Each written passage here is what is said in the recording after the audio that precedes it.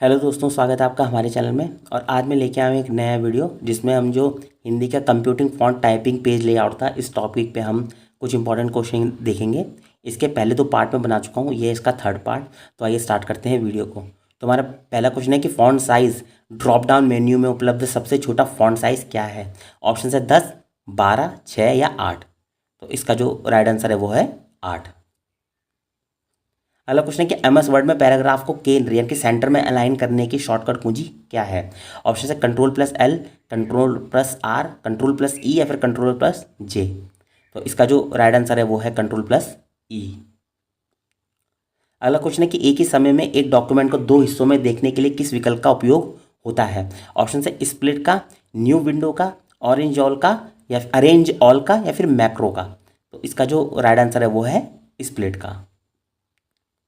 अगला क्वेश्चन है कि वाटरमार्क का मुख्य उद्देश्य क्या है। ऑप्शन है प्रिंटिंग करना, डॉक्यूमेंट को सुरक्षित या गोपनीय चिन्हित करना, फॉन्ट बदलना या फिर मार्जिन सेट करना। तो जो वाटरमार्क का मतलब होता है वो डॉक्यूमेंट को सुरक्षित या गोपनीय चिन्हित करना होता है। अगला क्वेश्चन है कि शिफ्ट प्लस एंटर का उपयोग किस लिए किया जाता है। ऑप्शन है नया पैराग्राफ शुरू करना, नया पेज शुरू करना या फिर लाइन ब्रेक करना या फिर डॉक्यूमेंट को सेव करना। तो शिफ्ट प्लस एंटर से हम क्या करते हैं, हम लाइन को ब्रेक करते हैं।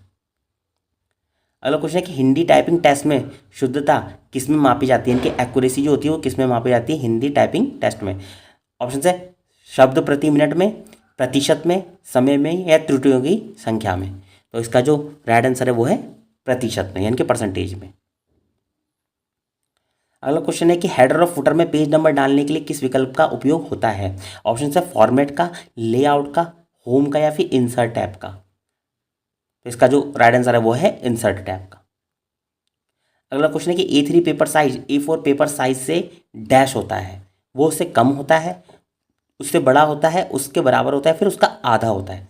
जो A3 पेपर साइज होता है वो A4 साइज से बड़ा होता है।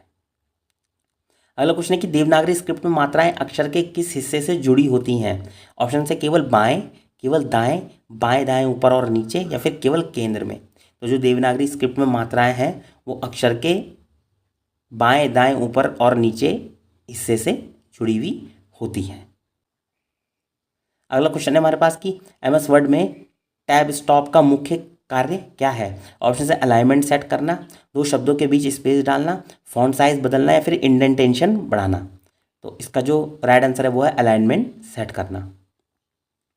अगला क्वेश्चन है हमारे पास कि कंप्यूटिंग में ट्रांसलिटरेशंस के लिए कौन सा टूल उपयोगी है।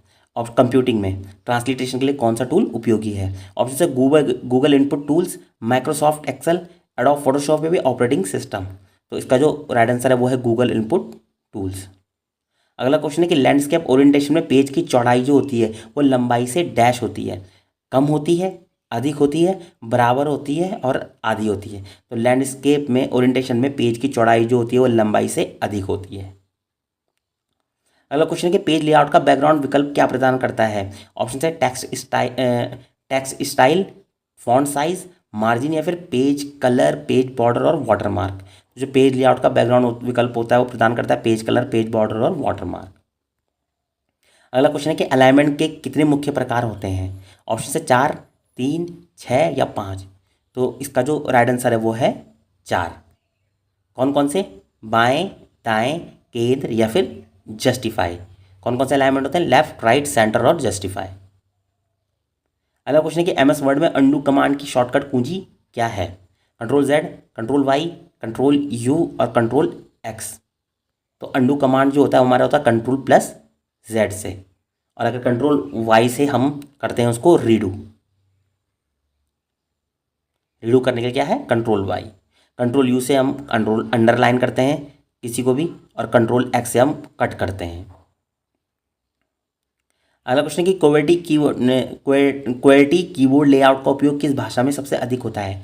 ऑप्शन है हिंदी, अंग्रेजी, फ्रेंच या जर्मन। तो इसका जो राइट आंसर है वो है अंग्रेजी। अगला क्वेश्चन है कि लेआउट में ब्रेक्स विकल्प में सेक्शन ब्रेक का मुख्य कार्य क्या है। ऑप्शन है फॉन्ट बदलना, मार्जिन सेट करना, पेज नंबर डालना या फिर एक ही डॉक्यूमेंट में अलग अलग पेज फॉर्मेटिंग लागू करना। तो इसका जो राइट आंसर है वो है एक ही डॉक्यूमेंट में अलग अलग पेज फॉर्मेटिंग लागू करना। अगला क्वेश्चन है कि टाइपिंग एरर को किस में मापा जाता है। ऑप्शन है प्रतिशत में त्रुटि दर, WPM, जीपीएम यानी कि की स्ट्रोक की संख्या। तो टाइपिंग एरर को मापा जाता है, वो मापा जाता है प्रतिशत में त्रुटि दर में। अगला क्वेश्चन है कि एमएस वर्ड में फुटर में डाली गई जानकारी कहाँ दिखाई देती है। ऑप्शन से केवल पहले पेज पर, प्रत्येक पेज के निचले मार्जिन में, केवल अंतिम पेज पर, या फिर बीच के पेज पर। तो इसका जो राइट आंसर है वो है प्रत्येक पेज के निचले मार्जिन में। अगला क्वेश्चन है कि Microsoft Indic language input tool किस प्रकार का टूल है। ऑप्शन है OCR, font converter, image editor और फोनेटिक इनस्क्रिप्ट टाइपिंग टूल। तो इसका जो राइट आंसर है वो है फोनेटिक इनस्क्रिप्ट टाइपिंग टूल है वो एक। अगला क्वेश्चन है कि इनस्क्रिप्ट कुंजी पटल का प्रकाशन कब हुआ था। ऑप्शन है 1986, 87, 99 या फिर 90। तो इनस्क्रिप्ट कुंजी पटल का प्रकाशन हुआ था 1986 में। अगला क्वेश्चन है कि यूनिकोड की शुरुआत कब हुई थी। ऑप्शन है 1976, 1991, 1995 या फिर 1992। तो जो यूनिकोड की शुरुआत हुई थी वो थी 1991 में। अगला क्वेश्चन है कि हिंदी विकिपीडिया की शुरुआत कब हुई थी, किस वर्ष हुई थी। ऑप्शन है 2000, 2002, 1999 या फिर 2003। इसका जो राइट आंसर है वो हुई थी 2003 में। अगला क्वेश्चन कि गूगल इंडिक कीबोर्ड कब लॉन्च हुआ था। ऑप्शन है 2013, 2014, 2010 या फिर 2009। तो इसका जो राइट आंसर है वो है 2013। अगला क्वेश्चन है कि अखबारों के लिए कौन सा फॉन्ट उपयोग होता है। ऑप्शन है देवनागरी, मंगल, अपराजिता या फिर कृतिदेव। तो इसका जो राइट आंसर है वो है कृतिदेव।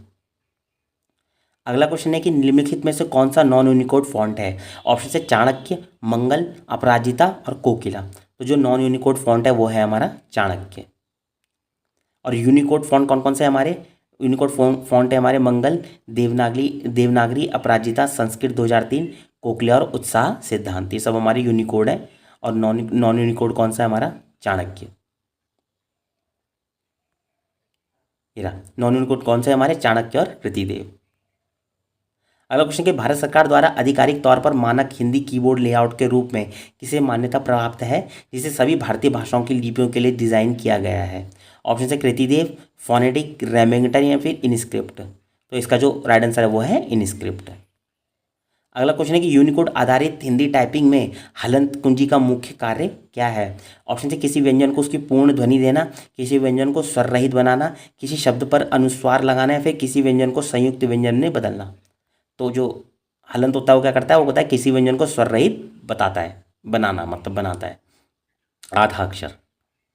अगला क्वेश्चन है कि एमएस वर्ड में चयनित टेक्स्ट के फॉन्ट साइज को 1 पॉइंट से बढ़ाने के लिए किस शॉर्टकट कुंजी का प्रयोग किया जाता है। तो इसका जो राइट आंसर है वो है control plus right square bracket से हम क्या कर सकते हैं, फॉन्ट के एक साइज को हम बढ़ा सकते हैं। Control plus right square bracket, ये जो होता है ये स्क्वायर ब्रैकेट होता है, और जो इधर के लिए होता है मुड़ा हुआ वो होता है राइट वाला, और जो पहला वाला है वो उसको बोलते हैं हम लेफ्ट स्क्वायर ब्रैकेट। और लास्ट क्वेश्चन इस वीडियो का कि टीटीएस का पूर्ण रूप क्या है और हिंदी कंप्यूटिंग में इसका मुख्य उद्देश्य क्या है। तो टीटीएस का जो ऑप्शन है टेक्स्ट टू सिस्टम, सॉफ्टवेयर को हिंदी में बदलना, टाइप टू स्पीक, टाइप करते समय ध्वनि उत्पन्न करना, टेक्स्ट टू स्पीच, लिखित टेक्स्ट को बोली में बदलना, या फिर टेक्निकल ट्रांसलेशन सर्विस, तकनीकी दस्तावेजों का अनुवाद करना। तो टीटीएस का जो फुल फॉर्म है वो है टेक्स्ट टू स्पीच, यानी कि लिखित टेक्स्ट को बोली आवाज़ में बदलना। तो दोस्तों ये थे कुछ क्वेश्चंस हमारे computing font typing page layout Hindi के जो टॉपिक था इसके ऊपर। अगर आपको ये वीडियो पसंद आई हो तो आप लाइक शेयर सब्सक्राइब जरूर कीजिएगा। बाकी मिलते हैं अगले वीडियो में, तब तक के लिए बाय बाय।